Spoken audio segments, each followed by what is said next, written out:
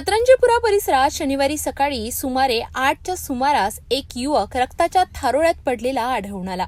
ही घटना आदिल हारून नागानी यांच्या plot number 938 समोर घडली। स्थानिक नागरिकांनी ही बाब लक्षात येताच तात्काळ पोलिसांना माहिती दिली। घटनास्थळी पोहोचलेल्या पोलिसांनी युवकाला गंभीर अवस्थेत उपचारासाठी रुग्णालयात दाखल केले। मात्र डॉक्टरांनी तपासणीअंती युवकाला मृत घोषित केले। मृत युवकाची ओळख मध्य प्रदेश येथील रहिवासी मोहन बेगा अशी झाली आहे।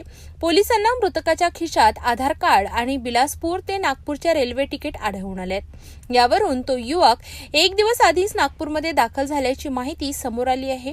पोलिसांच्या प्राथमिक तपासानुसार युवक चोरीच्या उद्देशाने घरात घुसल्याचा प्रयत्न करीत असावा आणि पळून जात असताना तो वरून खाली पडला असल्याची शक्यता वर्तवली जात आहे।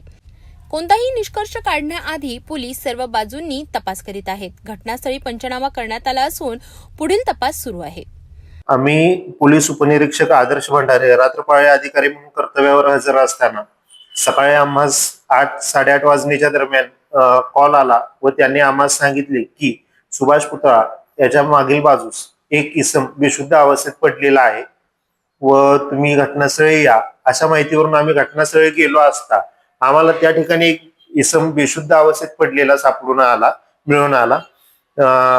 त्याची अंगजडती घेतली असता त्याच्या अंगजडतीमध्ये आम्हाला त्याचे आधार कार्ड तसेच एक रेल्वेचे तिकीट नागपूर ते बिलासपूर अशा पद्धतीने एक तिकीट मिळालेलं आहे।